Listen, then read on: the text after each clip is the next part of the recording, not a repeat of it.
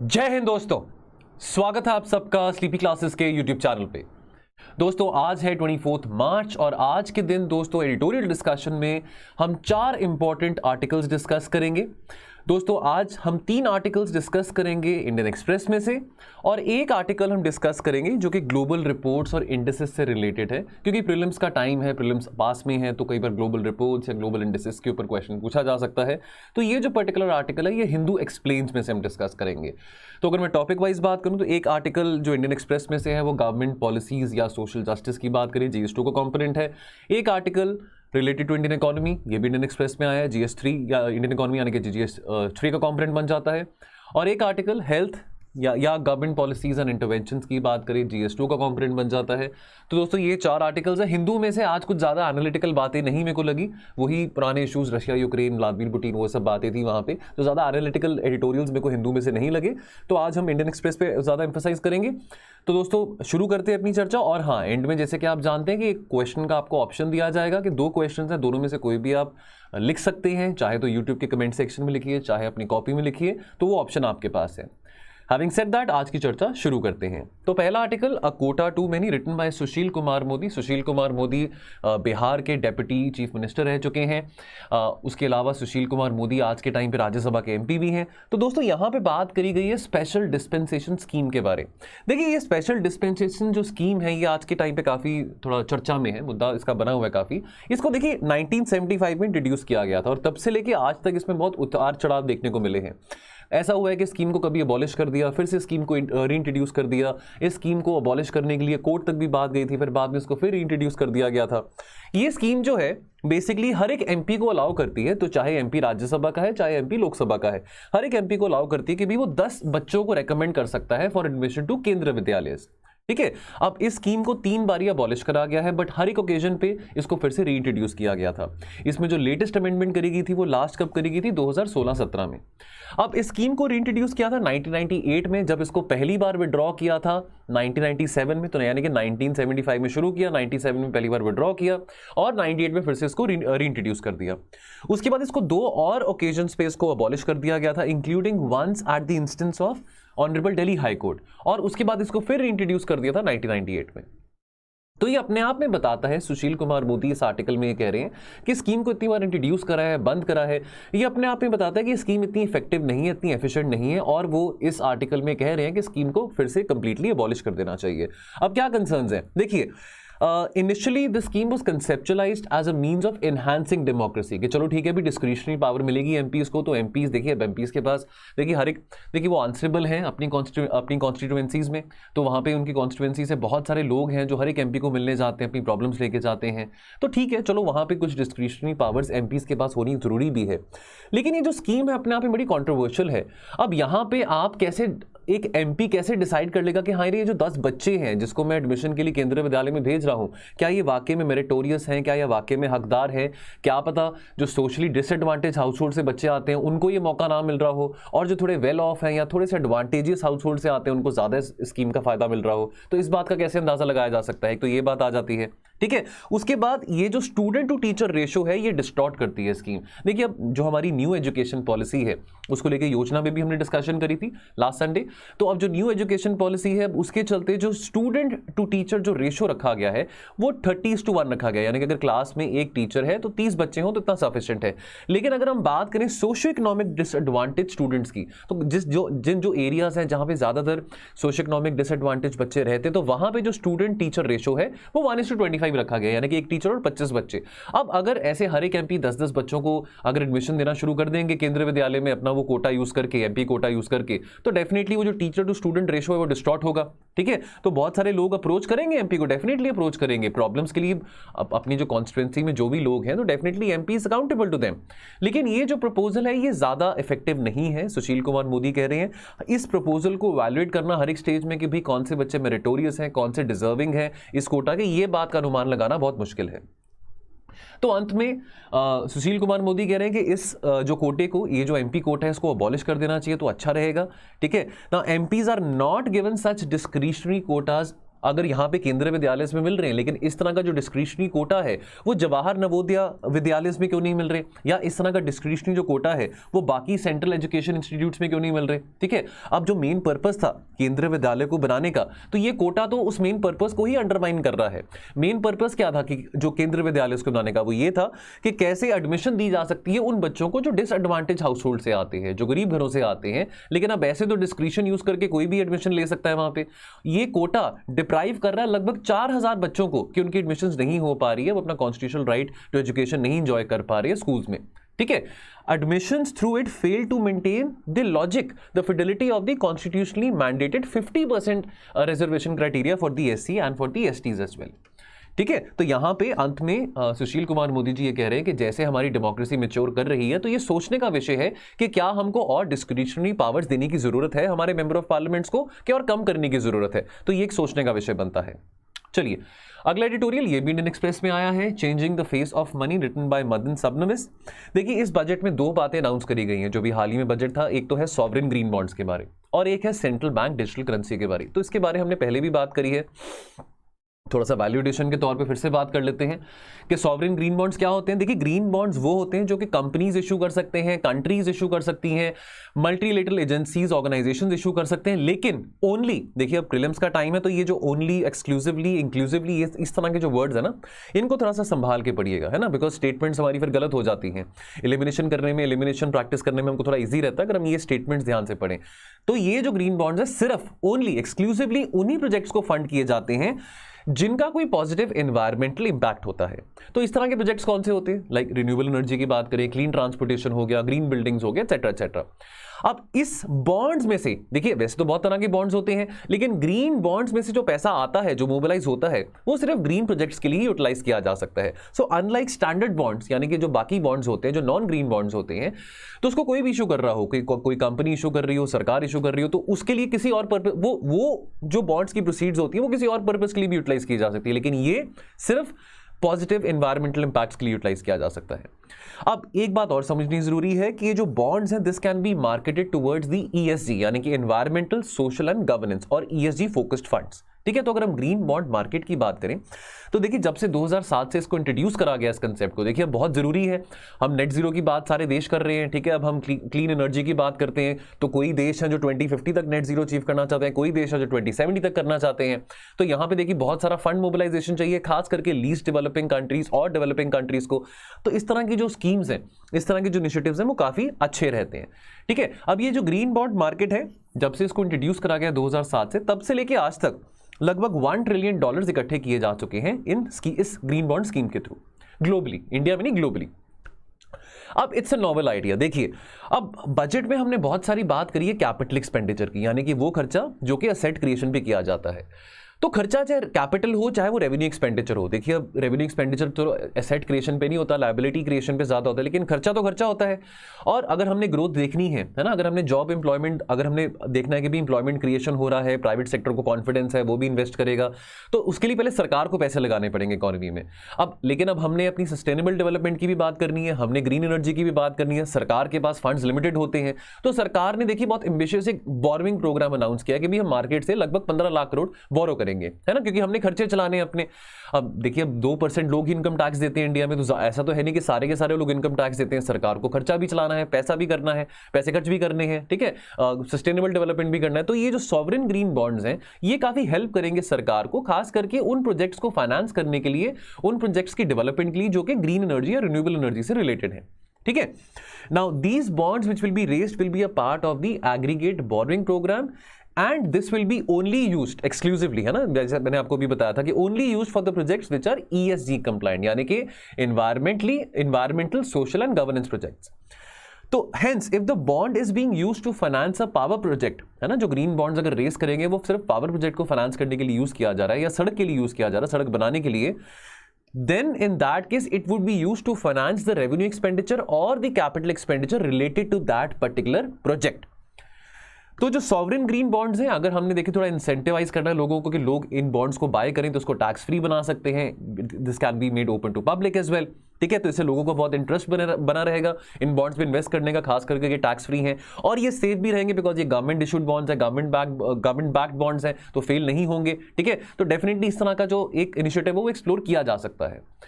उसके बाद अगर हम बात करें CBDC की, सेंट्रल बैंक डिजिटल करेंसी की, तो देखिए दोनों जो चीजें हैं ये थोड़ी नई चीजें हैं जो बजट में इंट्रोड्यूस करी गई हैं। इसी करके ये जो पैराडाइम है इन दोनों चीजों का यहाँ पे डिस्कस किया गया है।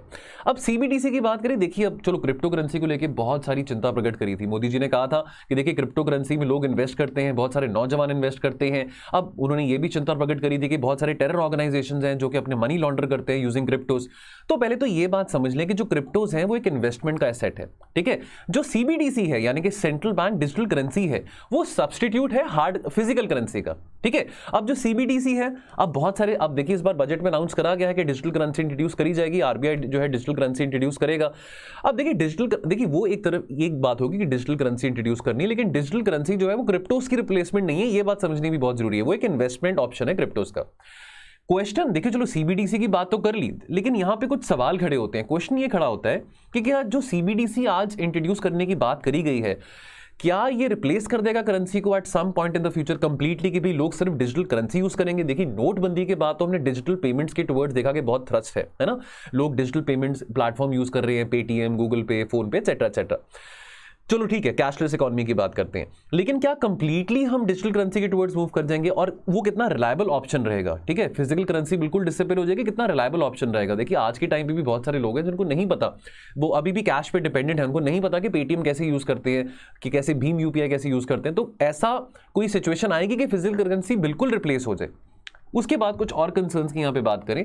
अब देखिए हम ऐसे फोर्सफुली तो नहीं कह सकते कि भाई आज के बाद आज कोई ऐसे अनाउंसमेंट हो जाए रात को 8 बजे के कल से फिजिकल करेंसी बैन है, सारे डिजिटल करेंसी यूज करेंगे, फोर्सफुली तो किसी को नहीं कह सकते हैं, तो ये वॉलंटरी ऑप्शन होना चाहिए। अब अगर वॉलंटरी लोग यूज कर रहे हैं डिजिटल करेंसी को, तो ऑब्वियसली यहाँ पे सिक्योरिटी का कंसर्न आ जाता है। तो अगर हर बारी अगर आप बैंक में डिजिटल करेंसी लेने जाते हैं और बदले में उस करेंसी के बदले जो भी आपने अपने पैसे फिजिकल फॉर्म में जमा कराने वो कराते हैं, अगर वो आपसे आधार कार्ड मांगेंगे बाद में, तो ये तो फिर देखिए आधार कार्ड का पर्पस क्या, कि आपकी जो इन्फॉर्मेशन है वो कॉन्फिडेंशियल रहे।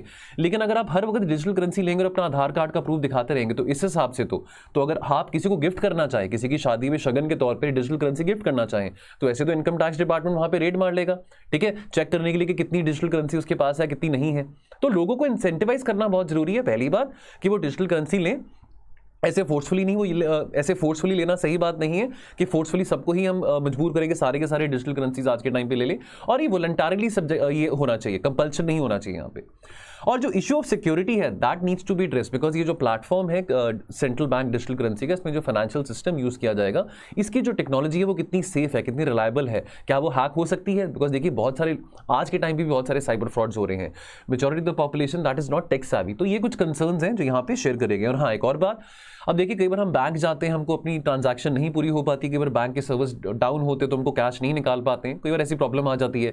लेकिन अगर CBDC को इंट्रोड्यूस कर रहे हैं तो वो बहाना फिर वहां पे नहीं चलेगा। CBDC को अगर इंट्रोड्यूस कराई जा रहा है तो they need to be made available on 24/7 purpose. चलिए दोस्तों, अगला एडिटोरियल है again from Indian Express, covid lessons for TB। तो आज वर्ल्ड TB डे है, तो इस हफ्ते में हमने देखा एक दिन इंटरनेशनल डे ऑफ फॉरेस्ट था, एक वर्ल्ड वाटर डे था, तो आज वर्ल्ड TB डे है। तो यहां पे बात करी जा रही है कि कोविड से क्या सबक सीखने को मिलते हैं अगर हम ट्यूबरक्लोसिस की बात करें। देखिए कोविड और TB ये कह रहे हैं कि बहुत सिमिलर हैं, ठीक है, दोनों ही ट्रांसमिसिबल हैं, दोनों ही एयरबॉर्न इन्फेक्शंस हैं। इंटरेस्टिंगली अगर बात करें तो TB अगर हम बात करें अगर पिछले 10 सालों की, तो लगभग हर साल अराउंड अबाउट 1.5 to 2 मिलियन, यानी कि अराउंड अबाउट 15 से जो 20 लाख जो डेथ्स हैं वो TB के कारण हो रही हैं, और लगभग इतनी ही डेथ्स पिछले 2 साल में कोरोना के कारण भी हुई हैं। तो रेशो कहीं ना कहीं सेम आ जाता है। ठीक है, तो यानी कि अब हम देखिए कोरोना को लेकर तो बहुत सीरियस थे पिछले 2 सालों से, लेकिन उतनी सीरियसनेस भारत सरकार TB की तरफ दिखा रही कि नहीं दिखा रही है, वो बात यहां पे समझने को है। दोनों ही, चाहे TB की बात करें चाहे कोरोना की बात करें, दोनों ही they are likely to spread in crowded settings. अब देखिए अब कोरोना के चलते बहुत अवेयरनेस लोगों में आई है सैनिटेशन की, साफ सफाई रखने की, अपना एनवायरनमेंट क्लीन रखने की। आज के टाइम पे लोग, चलो कोरोना है कि नहीं है, लेकिन आज के टाइम पे लोग फिर भी वॉलंटरली मास्क पहन रहे हैं। तो बहुत सारी जो साउथ ईस्ट एशियन कंट्रीज हैं, है ना, अगर हम चाइना की बात करें, फिलीपींस की बात करें, वियतनाम की बात करें, वहां पर तो लोग वैसे भी मास्क पहनते आते हैं। तो कोरोना हो या ना हो, तो चलो अच्छी प्रैक्टिस है, हेल्दी प्रैक्टिस है मास्क पहनना। तो अब यहां पे ये भी बात करिए, देखिए बहुत सारी सरकारों ने, अगर हम अपनी भी सरकार की बात करें तो हमने बहुत सारा पैसा खर्च किया कोरोना के मामले में। देखिए वैक्सीन बनाई, हमारे साइंटिस्ट ने, हमारे डॉक्टर्स ने दिन रात एक करके विद इन 1 ईयर वैक्सीन निकाली है ना। अब इतनी सारी वैक्सीन दुनिया में अवेलेबल हैं। जो R&D पे खर्चा हुआ था कोरोना को लेके वो लगभग 162 टाइम्स ज्यादा था as compared to the amount spent on TB in 2020। जो TB है, ट्यूबरक्लोसिस जो है, that also disproportionately affects people, खास करके जो गरीब देश है, लो इनकम नेशंस हैं, लीस्ट डेवलप्ड कंट्रीज हैं, जहां पे बहुत सारे गरीब और वल्नरेबल लोग रहते हैं। तो ऐसे क्या लेसन्स हैं जो हम कोविड से सीख पाए हैं, जो हम इनकॉर्पोरेट कर सकते हैं अपनी फाइट अगेंस्ट टीबी के लिए भी, ठीक है। देखिए स्टडीज ये बताती हैं कि जो कोविड है, covid also has a correlation with TB, that covid can trigger pathways leading to the reactivation of the dormant TB bacilli. अब जो टीबी बेसिलाई है ये एक स्मॉल रॉड शेप्ड बैक्टीरिया होता है, बहुत हार्ड होता है, तो कोविड इसको एक्टिवेट कर सकता है। हिस्टोरिकली चाहे लड़ाइयाँ हो रही हैं, चाहे फूड इनसिक्योरिटी है, चाहे मैल न्यूट्रिशन है, तो ये सब कारण बनते हैं ऑफ द रीसर्जेंस ऑफ टीबी, ठीक है। तो ये हम देखते आ रहे हैं बहुत सारे समय से कि ये सब चीज़ों के कारण टीबी जो है वो फिर से एक्टिवेट हो जाता है। ऑन वर्ल्ड टीबी डे हमको ये क्वेश्चन पूछना चाहिए कि हम कैसे लेवरेज कर सकते हैं जो हमने सबक कोविड-19 से सीखे हैं, ताकि हम ये सबक इनकॉर्पोरेट कर सके हमारी फाइट अगेंस्ट टीबी को लेके भी। तो टेस्ट, ट्रीट और ट्रैक, ये स्ट्रैटेजी हम कोविड में फॉलो करते आए हैं। अब इसी तरह की स्ट्रैटेजीज क्या हम टीबी में फॉलो कर सकते हैं? टीबी को लेकर अगर हम बात करें तो we need to aggressively scale up the testing capacities with innovative strategies, active surveillance, bidirectional screening for respiratory tract infections. तो ये सब बातें यहां पे करेंगे। तो वे फॉरवर्ड की अगर हम बात करें तो as in the case of covid we need to replicate the same for tuberculosis. तो यहां पे बात हो रही है कि देखिए कितनी सारी अब देखिए वैक्सीन बन चुकी हैं कोविड के लिए, तो अभी तक हम टीबी के लिए कोई ऐसी वैक्सीन इफेक्टिव क्यों नहीं बना पाए हैं, है ना। तो यहां पे बात करी जा रही है कि कैसे इफेक्टिवली लॉबी किया जा सकता है सरकार के साथ। सरकार को फंडिंग बढ़ाने की बहुत जरूरत है अगर हमने फाइट अगेंस्ट टीबी सक्सेसफुल करनी है। तो कोविड ने ये दिखाया है कि कैसे इन्वेस्टमेंट्स और actions can be very Swift. Public education can transform behaviour. तो लोगों को जो अवेयरनेस मिली है कि सैनिटाइजेशन की बात करें, हाथ धोने की बात करें, या थोड़ा डिस्टेंस मेंटेन करने की बात करें, आज के टाइम में भी देखिए अब साइकोलॉजिकली लोगों के माइंड में एक बात बैठ चुकी है कि भाई जहां पे ज्यादा क्राउड है, चाहे वो सिनेमाज हैं, चाहे वो मॉल्स हैं, भाई ज्यादा भीड़ भड़के में नहीं जाना, ऐसे ही फालतू में बीमारी फैल सकती है। तो इस करके ये अवेयरनेस लोगों में आ चुकी है। तो ये अवेयरनेस आगे जाके अगर हम टीबी की भी बात करें तो ये अवेयरनेस प्रोग्राम्स हम टीबी को लेके भी और एक्सपैंड कर सकते हैं। तो India needs to triple the funding for TB, not just for health but also for nutrition and preventive services. India also needs to consider telemedicine. देखिए टेलीमेडिसिन का मतलब क्या है, मेरे को कमेंट सेक्शन में बताइए। बहुत ही ईजी है, एक सेंटेंस में जरूर बताइएगा टेलीमेडिसिन का मतलब क्या, अगर आप इस वीडियो को देख रहे हैं। तो the country needs to invest in the state of the art technologies, build capacity और अपनी हेल्थ वर्कफोर्स को एक्सपैंड करने की बात यहां पे करी जा रही है। और कैसे हेल्थ वर्कफोर्स को एक्सपैंड करके जो हमारे प्राइमरी हेल्थ सेंटर्स हैं, जो प्राइमरी केयर फैसिलिटीज हैं जो कि बहुत अच्छी नहीं है, उनको कैसे बेहतर किया जा सकता है। देखिए बार बार हम बात करते हैं कि हेल्थ की बात करें, एजुकेशन की बात करें, इन दोनों ही सेक्टर्स को सरकार की तरफ से खर्चा बहुत ज्यादा करना चाहिए। अब काफी समय से हम बात पढ़ते आ रहे हैं कि इस रिपोर्ट ने कहा है, उस रिपोर्ट ने कहा है कि as a proportionate of GDP 2.5 से 3% ऑफ जीडीपी जो है वो खर्चा टुवर्ड्स हेल्थ सेक्टर होना चाहिए, लेकिन वो हो नहीं पाता, ठीक है। तो इस करके सरकार को जरूरत है, पैंडेमिक के चलते तो इस बात की अवेयरनेस अब ज्यादा अब सरकार के सामने है कि कैसे हम जो अपना खर्चा है टुवर्ड्स दी हेल्थ सेक्टर और बढ़ा सकते हैं। तो दोस्तों लास्ट जो आर्टिकल हम डिस्कस करेंगे द हिंदू एक्सप्लेन्स में आया था। तो ये बात करता है वर्ल्ड हैप्पीनेस रिपोर्ट की, बिकॉज देखिए रिपोर्ट्स और इंडिसेस कई बार हमको प्रीलिम्स में पूछी जाती हैं, तो इस करके ये हम चलो टॉपिक डिस्कस कर लेते हैं बहुत ब्रीफली। तो वर्ल्ड हैप्पीनेस रिपोर्ट की बात करें तो देखिए 5वां for the 5th consecutive year, तो 2022 में भी जो फिनलैंड है, जो कि एक नॉर्डिक कंट्री है, याद रहे नॉर्डिक कंट्रीज कौन सी होती हैं ना, फिनलैंड जो है has secured the top spot in the world happiness index. तो फिनलैंड का जो स्कोर था वो significantly head of the other countries in the top 10। अगर इंडिया की बात करें, इंडिया का रैंक कितना है 136 अमंग 146 कंट्रीज। तो इंडिया में क्या लोग कम खुश हैं? तो ये क्वेश्चन सामने खड़ा होता है कि खुशी क्या होती है, व्हाट इज हैप्पीनेस। तो certainly happiness is not only about कि आपके पास आईफोन है या आपके पास कोई बहुत अच्छा लैपटॉप है, ठीक है, या बहुत अच्छा खाना खा रहे हैं, that can be one of the parameters. लेकिन हैप्पीनेस एक बहुत ही एक सब्जेक्टिव चीज है, ठीक है, अब एक बहुत ही क्वालिटेटिव चीज है। अब लेकिन जो ग्रॉस हैप्पीनेस, ये जो वर्ल्ड हैप्पीनेस रिपोर्ट है, जो इंडेक्स यहां पे निकला है, ये कुछ क्वांटिटेटिव पैरामीटर्स को मद्देनजर रखते हुए ये इन्होंने रिपोर्ट यहां पे निकाली है और रैंकिंग करी है। अब देखिए हम अगर नॉर्डिक कंट्रीज की बात करें तो चाहे वो नॉर्वे है, चाहे वो स्वीडन है, चाहे वो डेनमार्क है, चाहे वो फिनलैंड है, ठीक है। तो Denmark has secured the second spot. और नो सरप्राइजेस, सबसे जो कम रैंक किसका होगा, लेबनान और अफगानिस्तान का। तो अफगानिस्तान में तालिबान के चलते तो वहां पे नहीं कह सकते कि वहां पे ग्रॉस हैप्पीनेस इंडेक्स बहुत अच्छा होगा, कि लोग वहां पे बहुत खुशहाल हैं। जो सोशल सिस्टम्स हैं फिनलैंड के और बाकी जो नॉर्डिक कंट्रीज हैं वो ये दिखाते हैं कि कैसे डेमोक्रेटिक गवर्नेंस और ह्यूमन राइट्स के चलते लोग वहां पे खुश हैं, उनकी सिविल लिबर्टीज अपहोल्ड की जाती हैं। और नीडलेस टू मेंशन कि वहां पे इन देशों में जो एजुकेशन और हेल्थ केयर है, देखिए लोगों का ज्यादातर खर्चा कहां पे जाता है, पढ़ाई लिखाई में और अपने हेल्थ केयर में। ये दोनों चीजें वहां पे फ्री हैं, ठीक है, कुछ यहाँ बहुत ही कम दाम पे वहां पे ये चीजें, ये जो सर्विसेज हैं चार्ज की जाती हैं। तो डेफिनेटली ये जो चीजें हैं democratic governance, social justice, socio economic governance, तो ये चीजें बहुत एम्फसाइज की गई हैं वर्ल्ड हैप्पीनेस रिपोर्ट में। अब what is world happiness report? So from perspective of prelims ये थोड़ी बात समझ लेते हैं कि जो वर्ल्ड हैप्पीनेस रिपोर्ट है it's a publication of United Nations SDSN यानी कि सस्टेनेबल डेवलपमेंट सॉल्यूशंस नेटवर्क, ठीक है। तो ये जो है this uses survey data to determine how people evaluate their lives in more than 150 countries.